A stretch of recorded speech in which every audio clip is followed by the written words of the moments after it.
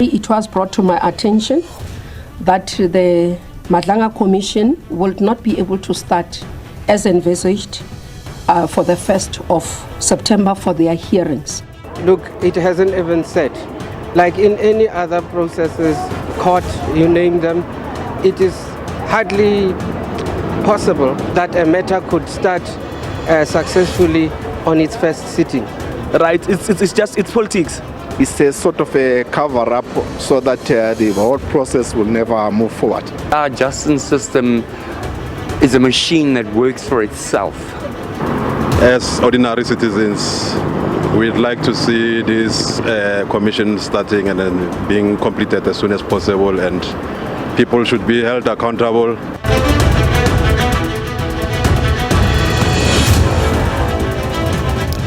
We bring the people with the answers to the people who need the answers. It's topical, and it starts right now.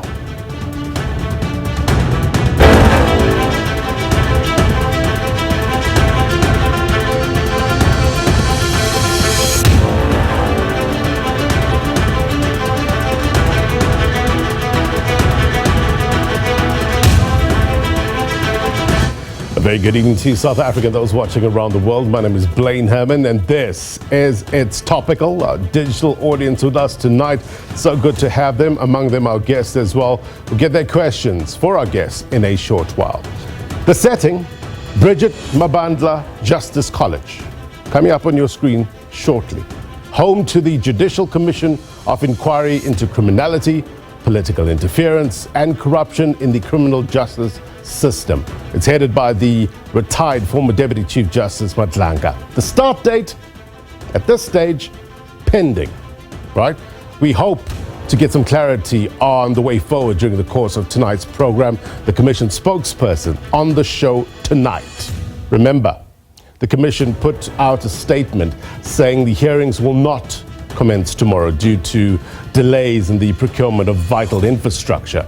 Now, the Justice Minister, Mamaloko Kubai, said that when she heard about the anticipated delays, she immediately convened several meetings with the Commission and the department officials. The minister said it was clear that it was practically impossible to intervene in procurement processes. Why?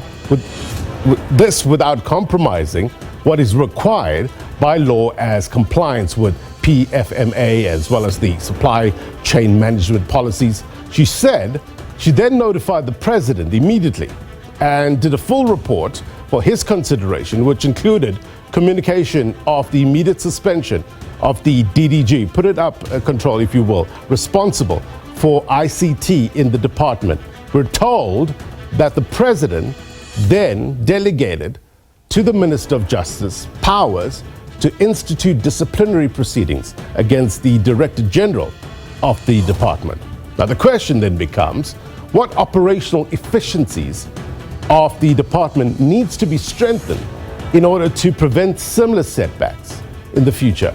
It leads us to the umbrella question of the week, and we ask you, with clocks paused on the Madlanga Commission's delayed beginning, what standard of truth must unseal the path towards justice? That's the key word, justice. Let us know at SABC News_TV. Let's walk and talk. Let's get you some context at the magic wall. 2 key words here as well.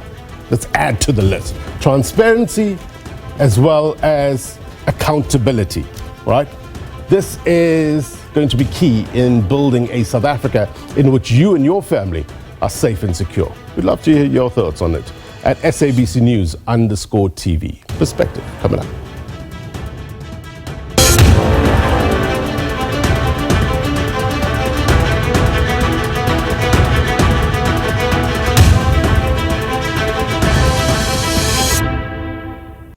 All right, let's get you some context. And as always, we turn to the magic wall, what we know and why it matters. Let's go through the TikTok of how we got to this point. A brief timeline for you. Sunday, July 13, the president announces that the Madlanga Commission will investigate allegations related to the infiltration of law enforcement, intelligence, and associated institutions within the criminal justice system by criminal syndicates. Serious, right? A month or so later, August 20th, the Commission of Inquiry announces its hearings will commence on the 1st of September. About 6 days later, major developments, as you can see. The Commission then announces that its hearings will not commence on the 1st of September due to delays in the procurement of vital infrastructure. Now, the Commission went on to further say that what is most regrettable is that a substantial portion of the 3-month period, at the end of which the Commission is expected to submit an interim report, has gone by without the Commission having heard a single witness. Now, I want to also show you. Then, later that same day, you'll remember the Justice and Constitutional Development Minister said that there was significant progress made in relation to the Madlanga Commission, right? And this was with regards to the venue. We're told that the security assessments had been completed and the venue had been classified as medium risk with security personnel on standby. We'll get further detail on that in a short while. The minister also touched on the issue of capacitation. Now, this is the key area here, the ICT and tools of trade. They're related to laptops.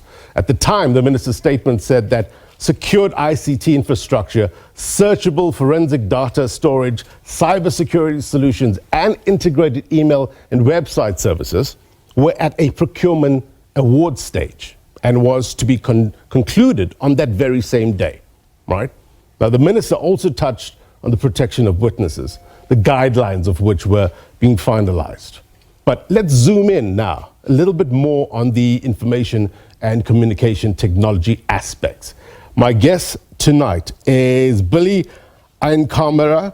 Billy is the CEO of Exonic Solutions. Billy, thank you very much indeed for your time. Let's just talk a bit about a commission of this magnitude, huge. How do you secure it?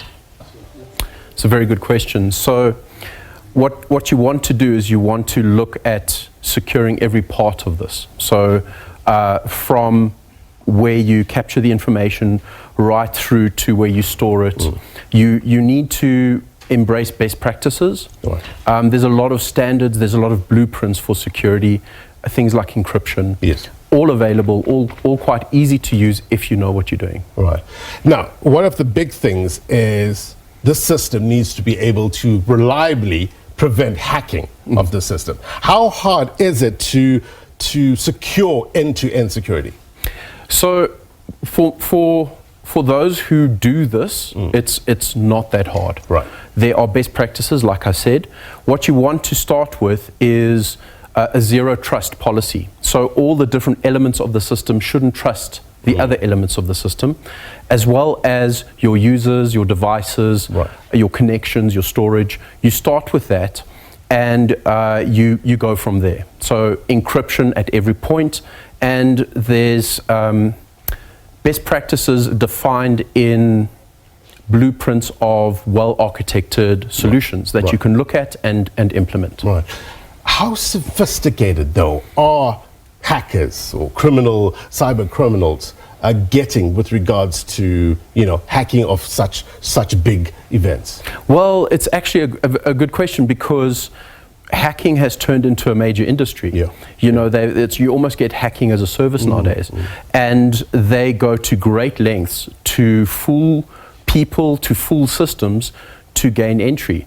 They're using AI now as well. They're using things like deep fakes, and they've got a lot of very sophisticated technologies behind them. Leveraging AI, is that making the threat more potent? Definitely. I mean, if you think about it, you can now simulate someone's voice. So you can then simulate a phone call requesting access to something with someone that sounds like the actual person. It's shocking, the levels and the lengths that they can go. Do we have measures in South Africa currently to counter that? Absolutely. So we have, in South Africa, if you look at our technical industry, we've got world-class companies, world-class businesses in terms of technology, in terms of security. They know what they're doing, they know what to look out for. And in these areas where hackers will start using things like AI, technology is also using AI to combat that. So we've got the skills, we've got the tools. It just needs to be orchestrated correctly and the correct things put into place. Right. So, for instance, if somebody is saying that we've procured ICT infrastructure, but there needs to be some sort of time frame in order to get it up and running. What's the average time frame to have these all secured? Look, it's a very difficult question to answer. What I would advise if they were coming to our business to do something like this, we would start with not reinventing the wheel. We would use what's already there and leverage those things and then build later, iterate. So using those, using existing tools, using existing security measures, a matter of weeks, you could set something up from end to end. Accuracy is key. Confidentiality is going to be key as well. What would you say? We've had a number of commissions as well in the past. Yes. What have we learned over the years in terms of ICT and how to better secure? Absolutely. So in looking at things that have happened in the past, we can learn from the good and the bad. So, for example, when we look at when SARS was redeveloped, it's a good example of using what's already there. They didn't completely start from scratch and build something from the ground up, completely bespoke. They used tools and technology that was there and leveraged it for a system. So that's a good example of something that's quite secure. You've got to look at things like, if you look at Home Affairs and the whole thing with the biometrics, you need solutions that work offline as well, because in South Africa, power might go off, server goes down, the system still needs to continue. So there's a lot of learnings that we've gained. And I really think that we're in a good position to be extremely robust in technology in this country because of the many challenges that we do face in the industry. Well, that's a good sign. Billy, thank you very much indeed. Thank you for your time. Your expertise. Context, very important. Billy Einkamerer is a digital solutions architect and CEO of Exonic. All right, I want to go to our regular word on the street feature. Get your take, as always. Took to various parts of Johannesburg, seeking diverse insights and perspectives on this topic. And this is what people had to say. Watch.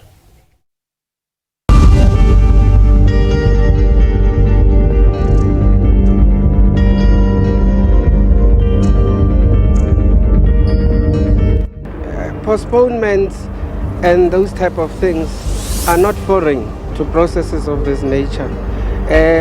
Look, it hasn't even said, like in any other processes, court, you name them, it is hardly possible that a matter could start successfully on its first sitting. It's just a delay tactic, my brother, and it's politics.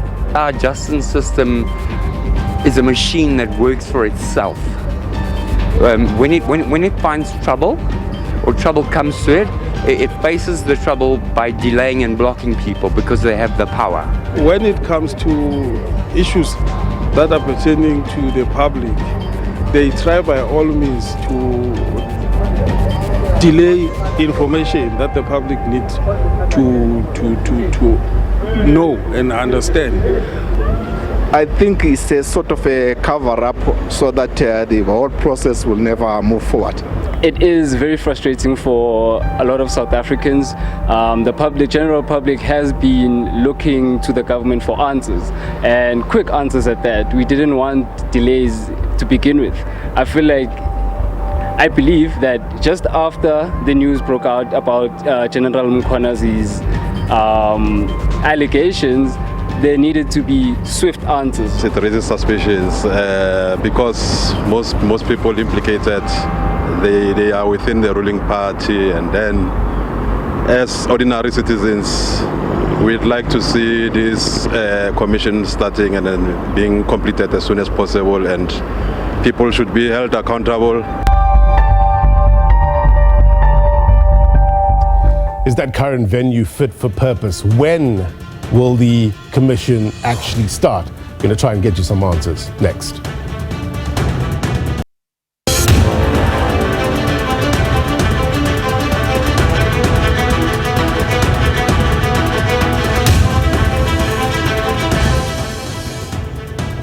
Welcome back. You're watching It's Topical.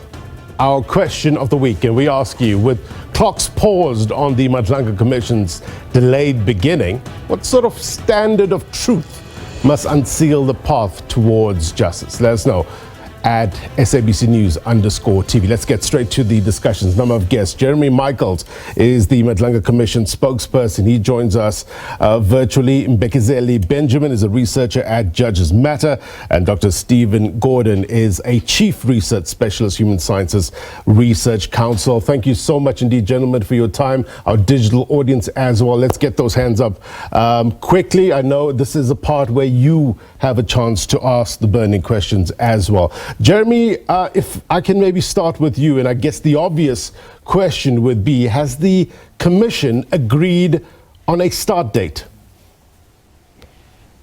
Good evening, Glenn. I think firstly, it's very important for us to say that we are squarely focused on the task at hand arising from the developments this week. And that is to ensure that the ICT infrastructure, which of course was procured by the Department of Justice and Constitutional Development, is in our hands, in place, and functional. That really is the critical issue that we are dealing with, and everything that flows from that then will determine the starting date. So until we are certain that that infrastructure is fully functional, we will not be able to announce a date. Right. But I certainly can say that as soon as the ICT infrastructure is deemed to be fully functional, that we are happy. And of course, you know, it's also important to understand that the investigators and the evidence leaders had required this ICT infrastructure to be able to properly process the information before them. So, we will make that announcement in due course as soon as we are ready to. We were told that the outstanding procurement was completed this week. Where are we in the process of testing the ICT infrastructure? Well, that work is ongoing. You know, as per the announcements that were made this week, the procurement process with regard to, and I think your expert in studio was talking to the issues related to cybersecurity, email services, web services, and actually the entire ICT network.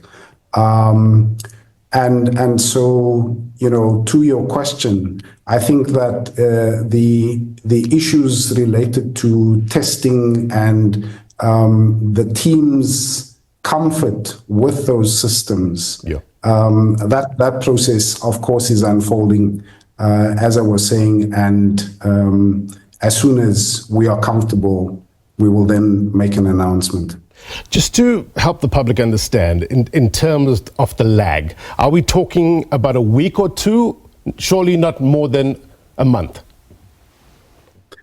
Well, as you can imagine, given what happened over the last couple of, certainly over the last week or so, we are reluctant to make firm commitments. But obviously, we are also very conscious of the serious responsibility resting on the shoulders of the Commission. And given the subject matter, given the serious allegations which go to the heart of public trust in the rule of law, in the criminal justice system, we want to be absolutely sure that we are comfortable, you know, before we make an announcement. But I think it's reasonable to say that we are looking at a matter of weeks. Public trust in order to restore confidence in law enforcement. But do you think the public's trust is dented within the Commission's integrity given this delay? I think, the Public Finance Management Act, as we all know, is sacrosanct in terms of government procurement. The Department of Justice and Constitutional Development is providing the budget, as it does with all commissions. Yes.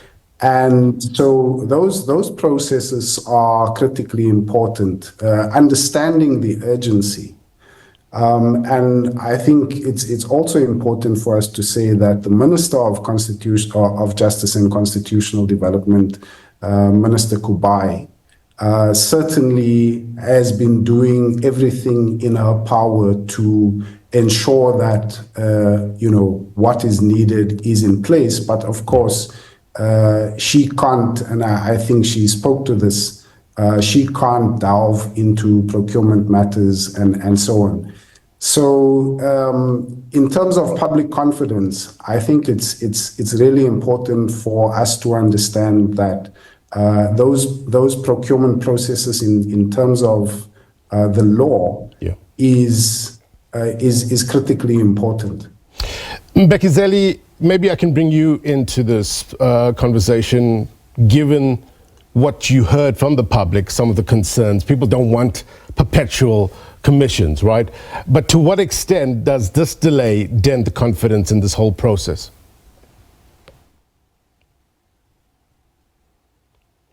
Good evening, Blaine, and good evening to my fellow panelists and to the viewers at home. I don't think that at this time we should lose confidence in the processes of the Commission. Like Mr. Micheals explained, the IT infrastructure is quite critical to get for the Commission to be up and running in terms of its investigating processes and handling the evidence. But I think the second thing, the procurement process, of course, in government, I've never seen a government procurement process that starts and finishes within the space of a couple of weeks. And so we sort of need to get that context before we jump into losing confidence in the process. Yeah. Because to be quite honest, this is a very important process. The allegations that were made by General Mbekezeli against the criminal justice system as a whole are quite serious and are quite damaging. And so we do need to get to the bottom of it. The judiciary is one of the 8 institutions that are listed in the terms of reference of the Commission. And so we do need to get answers to some of the questions that were raised by the statement made by General Mbekezeli. So we do have to exercise some patience. Of course, we must be vigilant as members of the public and pay attention to it. And we shouldn't excuse the Commission to take a long time. It should try as much as possible to stick to the timeline set out, but we must also understand the complexities of such a process. Dr. Gordon, consequence management is going to be key here. The public expects heads to roll when things go awry, when there's problems. But from what you've heard and seen over the past week or so, in terms of explanation coming from government, from the Justice Department, do you think the right heads are rolling? The Human Science Research Council has conducted high-quality public opinion research on the criminal justice system and previous judicial commissions, but specifically the Zondo Commission. And I can tell you the general public is very concerned with results, with action, and with punishment. What they want to see is meaningful action, meaningful results, meaningful punishment. They have little patience for long judicial proceeds of inquiry. What they want to see, as you've so clearly pointed out, heads rolling. These kind of procurement delays, quibbles about procedure and organizational criteria arguments, while very important for those people conducting the commission, do not play very well with members of the public. We have to think currently of where trust in the criminal justice system is.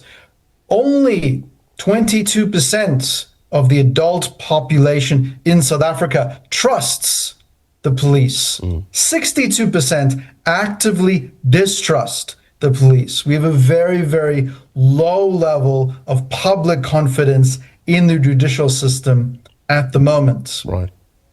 I wonder what the consequence, Jeremy Micheals, of this delay would mean. Interim reports are expected after 3 and 6 months, respectively.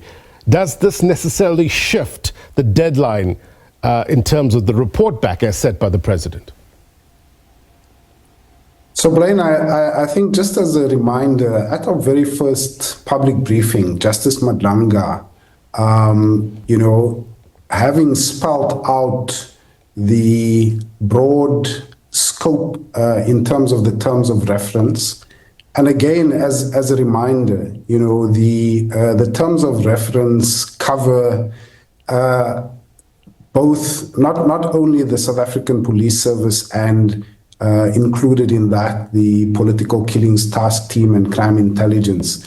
It also includes the National Prosecuting Authority, the State Security Agency, the Department of Correctional Services, the 3 metros in Gauteng, yes, amongst others. And so understanding that the terms of reference are quite wide, flowing from General Mkwanasi's allegations, the 3 and 6 months timeframes are quite tight. Yeah. And Justice Madlanga did point that out right at the outset. And so, needless to say, this delay will then almost certainly have an impact. But the team is raring to go. The commission and particularly the investigators and the evidence leaders have been consulting witnesses behind the scenes and doing as much as is possible without the ICT infrastructure. Of course, right, you will know that we also secured the Bridget Mabandla Justice College as the venue. And the venue is ready. So as soon as we are comfortable that all the systems are in place and functional, we will get going. I see a number of hands up from our digital audience. Just a few more questions, Mr. Micheals, regarding the witnesses. Does the Commission have now a full list of witnesses they intend to call? We do have quite a long list of witnesses that we intend to call. And of course, there are a few obvious candidates, Lieutenant General Mkwanasi himself, and quite a number of others. We wouldn't want to get into the specifics of that at the moment. Suffice to say that there is a long list of witnesses that we intend to call. I don't want to assume anything, but is it fair to say that Lieutenant General Nhlanhla Mkwanasi will be the first witness called? We don't want to get into that detail at this point, and we will make an announcement as soon as we are ready to in that regard. Okay, let's go to our digital audience. Kustas, let's hear from you. Yeah. Thank you very much, Blaine, and good evening to all the colleagues. And Blaine, as I'm listening to Mr. Micheals there, and I want to touch on what Dr. Stephen Gordon said. I just think this delay, if the minister is to believe that everything is okay, but according to Mr. Micheals here, not everything is okay. It sounds fishy to me. I don't believe any of it. In fact, I'm looking at the scope of the commission. There's just so much work that they need to do. And yet the presidency and the acting minister of police are the first to jump on the police dockets that Masemula is said they must be worked on. My question becomes, why are they so jumpy with these dockets? Because these dockets need to be worked on as we speak. There should be no delay. Are they trying to tell us NPA must stop working? SAA must stop working, metros must stop working. So I'm seeing a picture here on a plane that seeks to I think there's something that needs to occur first before they can give access to the commission. Right. And whatever shenanigans that they're pushing are not in line right now. So they want to make sure they delay the commission as long as they possibly do, so that by the time the commission starts, something has been buried down, the commission gets confused, people get lost. Right. So I'm seeing this as nothing more than a stifling of the commission as a way to just make sure that nothing works. That's just my take, and thanks for taking my call, so to speak. Let me bring in Dr. Gordon for that one. The allegations made by General Mbekezeli, Lieutenant General Mbekezeli, is doing its rounds, and there's various aspects to it. But regarding the returning of the 121 dockets to the police killings task team, in a statement, I've got it in front of me, the police minister said that it is a concern that steps are being taken in relation to this matter before the commission has had a chance to investigate the issue surrounding the task team. He's requested the National Commissioner to submit a report. What's your take on the approach by the police minister, Professor Kachalia? Dr. Gordon.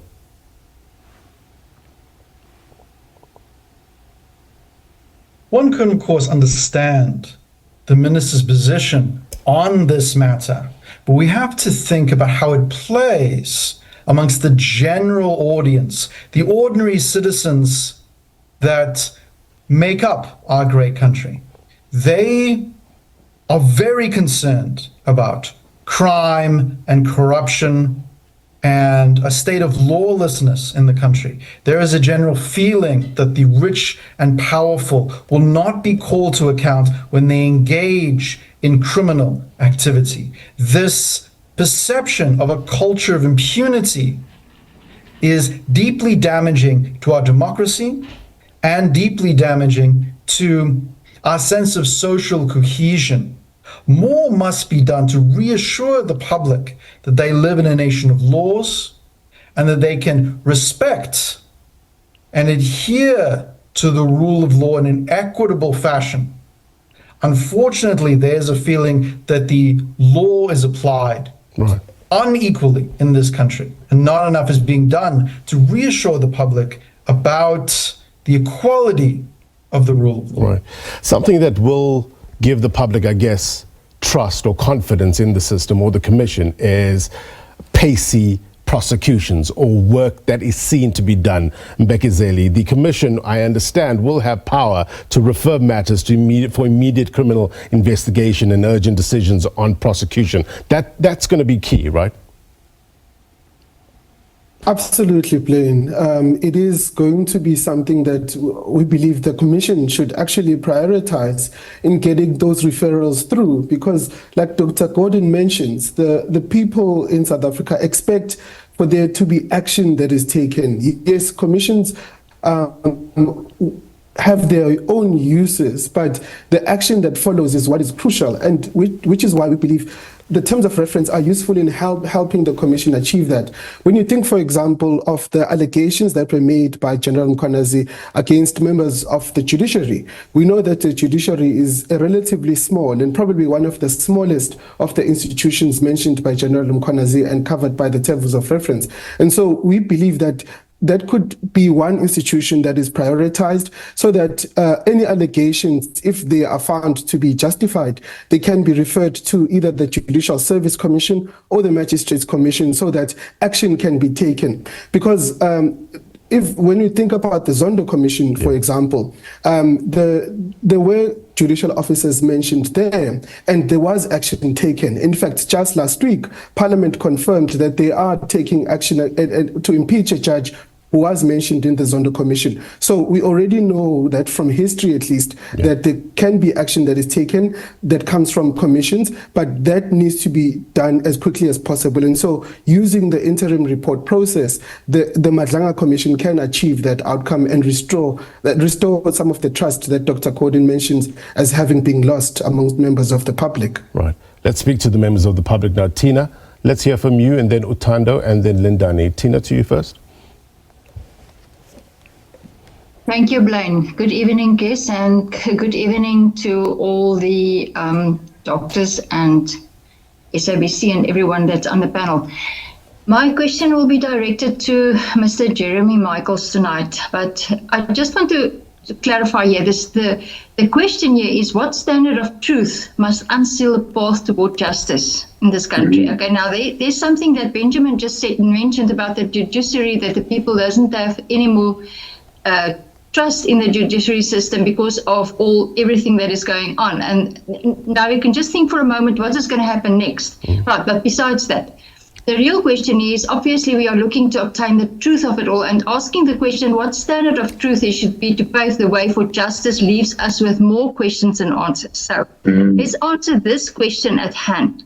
There is but one truth, and one that is of honesty, integrity, justice, and righteousness. If it cannot be done with that, there is no truth. That is the only standard of truth that should be adhered to, the biblical and godly truth. But my question to Mr. Jeremy Micheals is this.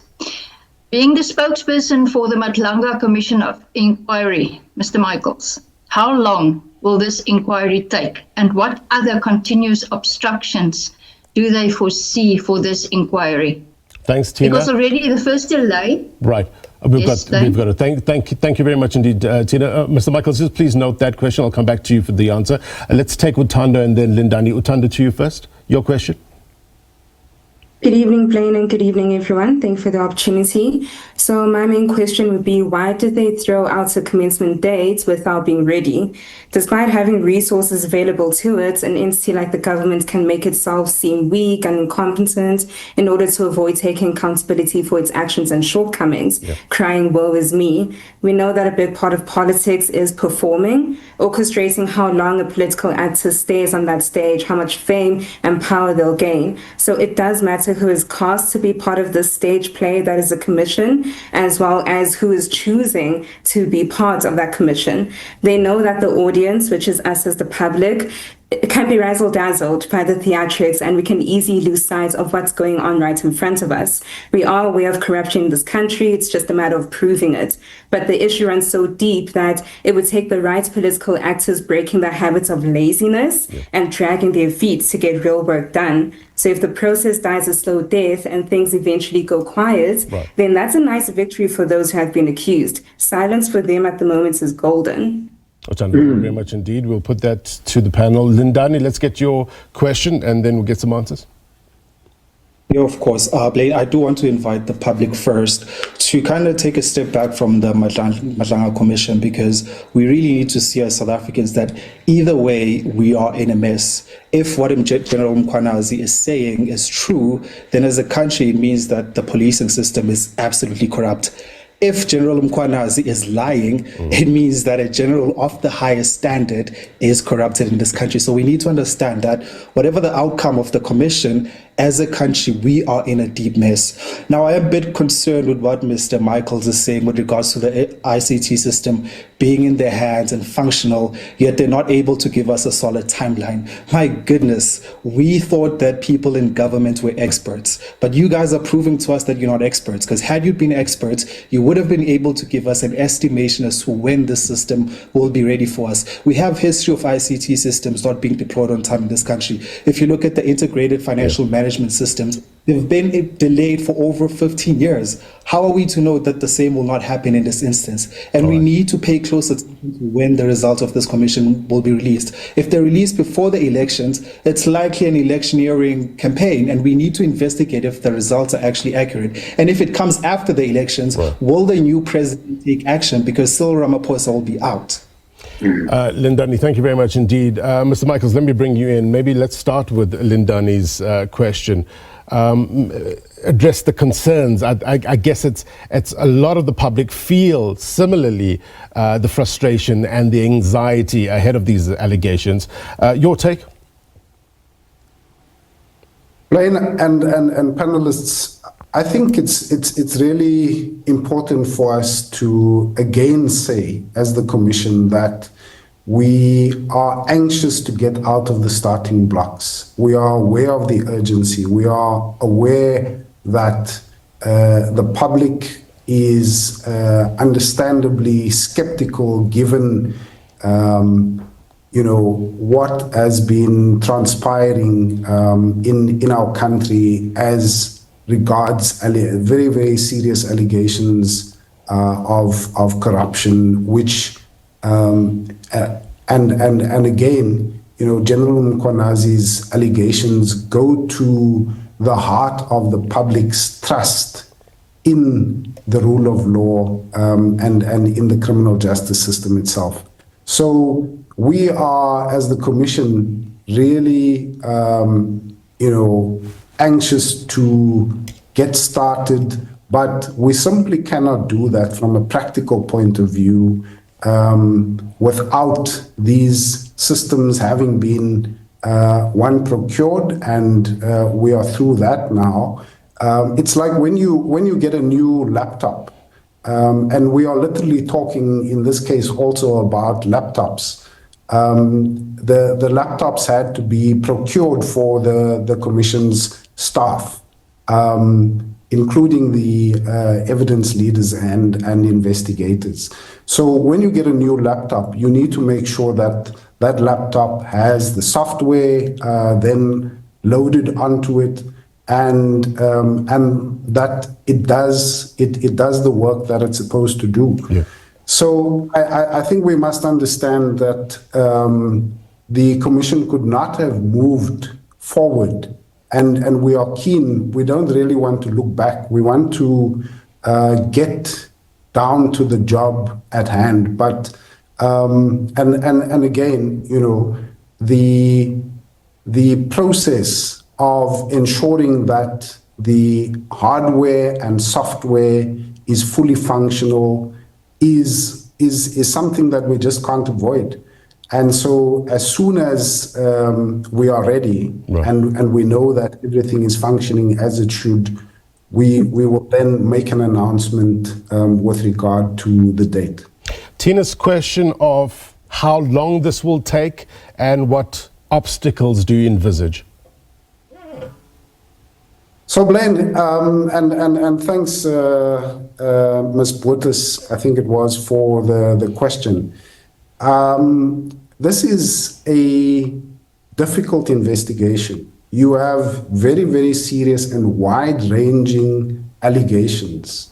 The president has made it clear, aside from when the terms of reference were issued, yes, he has subsequently spoken to the urgency of the work of the Commission, that he expects an interim report within 3 months and a final report within 6 months.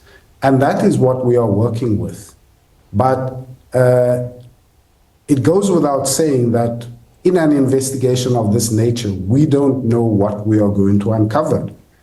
And so the hearings will be public, partly, and of course, given the sensitive nature of what we are dealing with, some of the hearings will be in camera. But I think to answer the question, we don't know what we are going to uncover. We do know what the terms of reference are and the time frame that the president has set, and that is what we are working with. The protection of whistleblowers will be the utmost importance in order to get to the bottom of a lot of these allegations. What would you say, Mr. Micheals, we've learned from the Zondo Commission, for instance, that can be applied this time around to better protect whistleblowers? So I think just, obviously the issue of witnesses and whistleblowers and generally the security issues related to the Commission are very sensitive.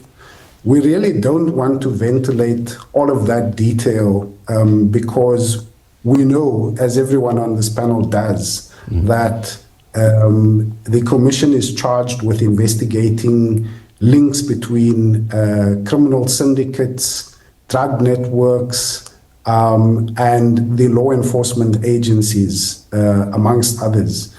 And so, the safety of witnesses in the context of the lessons that we've learned from the Zondo Commission, obviously that is being taken into account. But as you can imagine, this is a very difficult issue because it is the very law enforcement agencies that ordinarily we would rely on with regard to witness protection, etc., that are subjects of the investigation. And so we are dealing with that. We've been seized with that matter. And as I say, it is just too sensitive for us to ventilate in the public domain at this stage. Time is ticking away, Mbekezeli Benjamin. Look, allegations must be substantiated with fact and evidence. Do you anticipate a difficult road getting to the final outcome? In 30 seconds, sir. Yes, it will be difficult, but there are ways of trying to navigate that. And that is for the Commission to do an inquiry. It's not necessarily required to do the full-on investigation because some of the criminal elements would have to be referred to the police and the prosecution authorities and other agencies to implement. So what we hope the Commission will do is to try and get an efficient investigation that gets to at least substantiation of some of the facts so that the action can be taken. Yeah, evidence submitted under oath in this commission can be investigated. That's an important part of it. Dr. Gordon, final word to you in 30 seconds. The way forward, how do you best see it being done? Absolutely. One of the sad things about this current state of affairs is that we were seeing significant progress in terms of public attitudes towards the fight against corruption.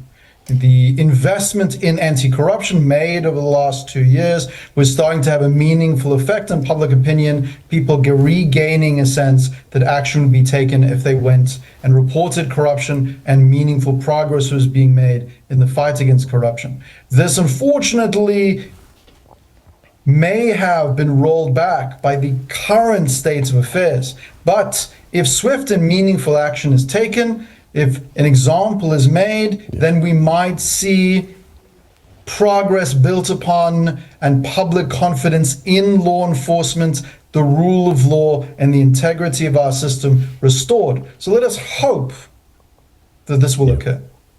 Jeremy Micheals, Mbekezeli Benjamin, as well as Dr. Stephen Gordon, thank you very much indeed for being our guest tonight. No doubt Mr. Micheals will be touching base as in the weeks to come to get a clearer picture on the way forward. Appreciate your time, digital audience, as always. Value added, no doubt. All right, before we go, here's my take. Real peace is not only the absence of conflict, it is the presence of justice. That's a line from a movie, right? But in the theater of life, it cuts close to the bone, given the current state of play in South Africa. What is needed now is transparency, accountability, and coherent messaging. Let me add two more things to that. Procedural justice and substantive justice. Procedural justice encompassing a fair process, and substantive justice talking to the need for morally appropriate outcomes. Get this right, and it will signal to many a step in the right direction. It's about focusing on the incremental steps that we can take as a country to move this country forward. And that's my take.